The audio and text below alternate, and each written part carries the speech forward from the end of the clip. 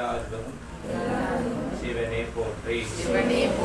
மூல பரம்பொருளே உன்னை முன்னிறுத்தி எமது காரியங்களை நீரே கொண்டிருந்தோம்.